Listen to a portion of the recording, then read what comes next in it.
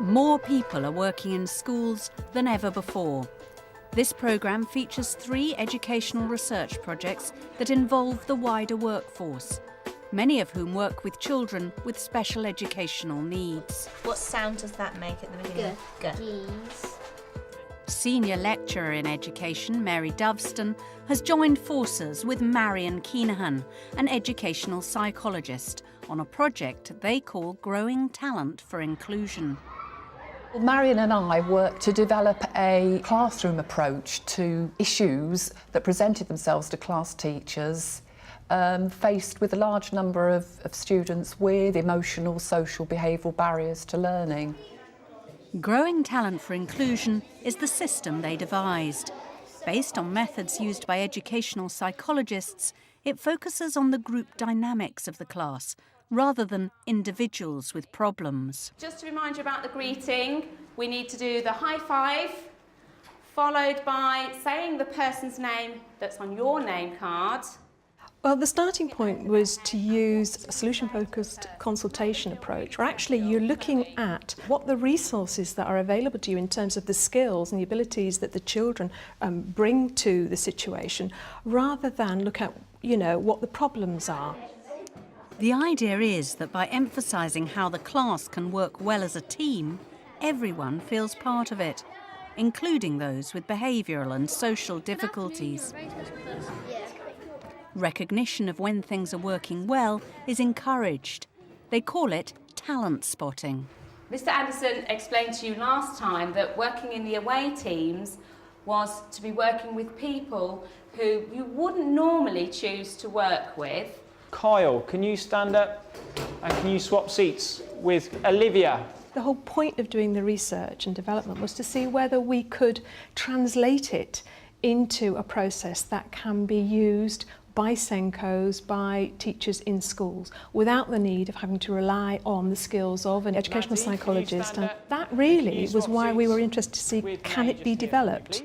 So we're going to make monsters this afternoon. You need to decide... Well, we set up the focus group, and Karen Jeffs is one of the members of this focus group, which consists of educational psychologists, SENCOs, teachers from primary and secondary schools. I attended a SENCO conference where the project was discussed about how you could change classroom dynamics, and I had this class in mind because my frustration as a SENCO with this particular class was that the dynamics of the class was clearly getting in the way of them making the progress that they were clearly capable of making. OK, so we need to get together first of all. Who's doing what? The class teacher was very welcoming and receptive about the project because he identified that he had issues with the class, particularly with listening skills and the children talking over each other and not respecting each other's views. So he came on board immediately. Can I use the sellotape after you, please, Gilbert? Thank you. After Karen and the teacher had identified the main problem, they set down in writing their aim for the class. It's almost like a mission statement for that class in terms of how they're going to move forward. And for this particular class, it was that they would be good listeners and respect each other's views. I need a red. Oh, sorry. Is that the net? Yeah. That's the net. That looks very good. Following her conversation with the teacher, she then moved into interviewing every member of the class to find out from themselves their view of what it's like to be in that class. What is the most difficult part of the project is collating of the data and the student interviews. That's probably the part that takes the longest amount of time. But the delivery of the lessons, I think, it's all about team building and cooperating, and a lot of it is good practice that you already have within a school. So in terms of that side of it, I don't think it's too difficult. Right. Can you first of all tell us the name of your monster? It's called Rocket Dude. Oh, Rocket Dude. How did you find working in the group? Brilliantly. Brilliant. I think worked together and helped each other and be kind to each other and said thank you and pleases. When you work as a team, it's easier than working on your own because you're sharing other people's ideas. And it was fun working with other people because you get to know them more. That we also pleases and thank yous and we all helped each other. Our participants have enjoyed using the approach But it seems important that people are very clear that this is not part of some performance management system, you know, that this is about collaboration and it's not about inspection. Jimmy Wobble Lightning. I think every school has a class that the dynamics of the class can actually get in the way of their learning. I feel quite honoured really that I've been involved in this type of research because obviously this is the sort of thing that I think could be taken into every school. Well done, let's give them a clap. The responses that our focus group participants have given us suggests that the teachers with whom they've worked have found it invaluable in exploring their issues and coming to a greater understanding of their class. With Callum and Paige, back in September when I had them, you could see they couldn't really work as a sort of a partnership. But I did do that deliberately this afternoon just to see it, and it's brilliant. You know. The thing that makes this different is that we're dealing with a whole class, not a group with a particular identifiable kind of common need. You can actually feel and see the benefits of applying psychology for the benefit of a greater number of individuals. I have seen it work, I know it works, and I'm very committed to it. When the lake is dry, the adult brine shrimps die, but the eggs do not. Almost 500,000 support staff are now working in schools.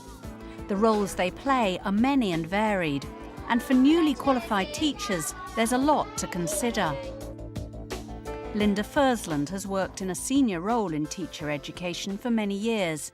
Her research project involves interviewing support staff about what they do.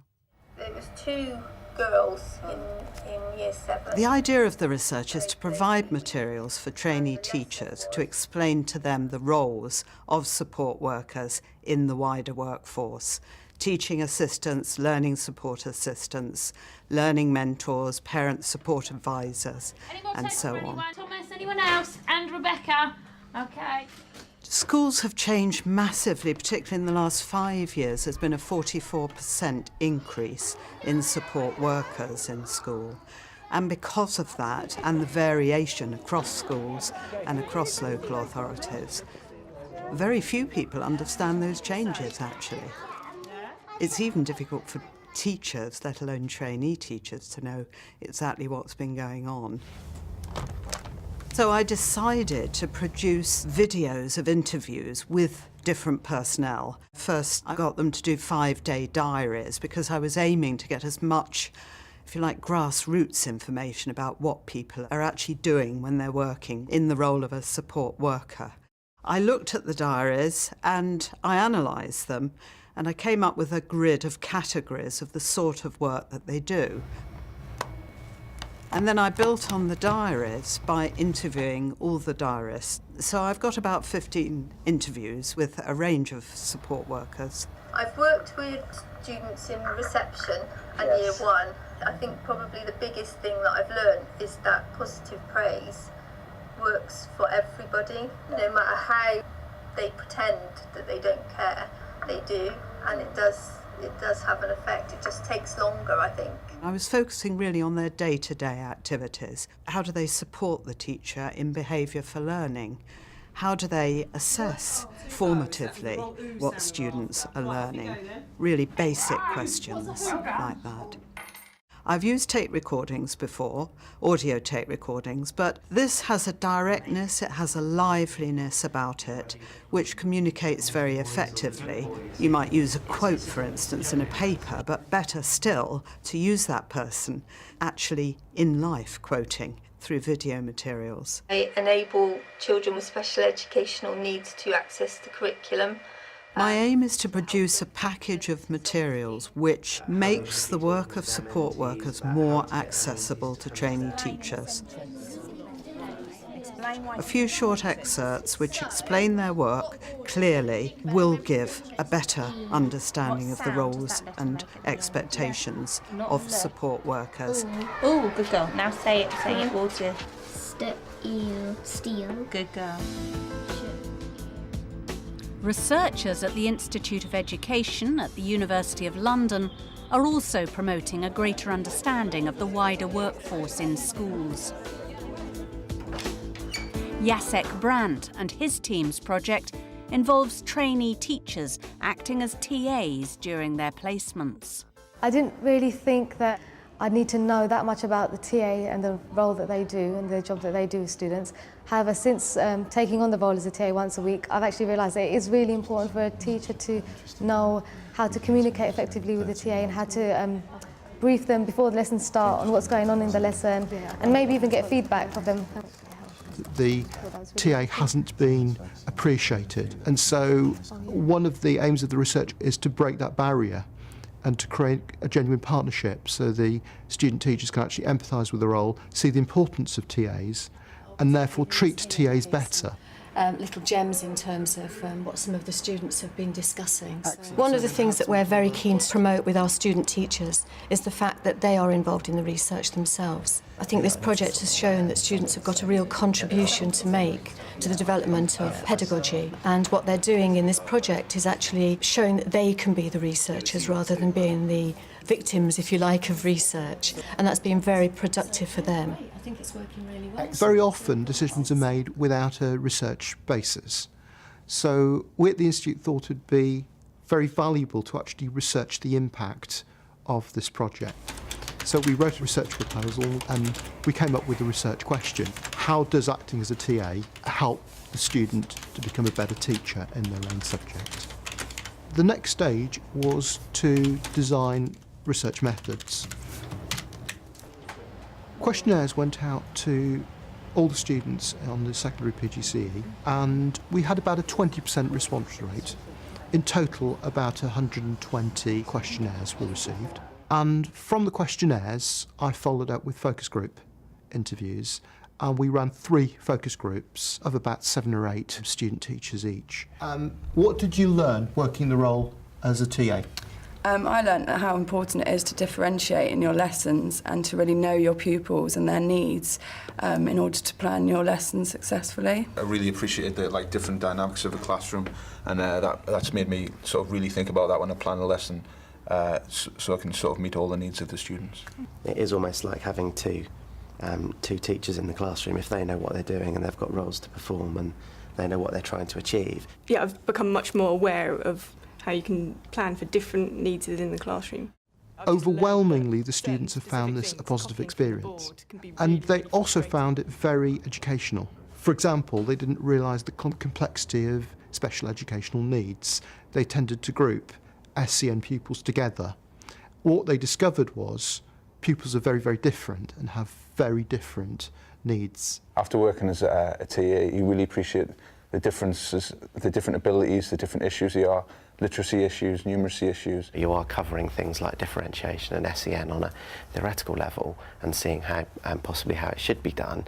And then you kind of get the opportunity to experiment for yourself this year and test that in the classroom and see what works with different groups. It's had a massive effect on me, putting myself in the role of TA in the classroom, and I've definitely brought that back into my own classroom practice. I think it's made them realise that teaching isn't something that's static, that their practice needs to be constantly updated.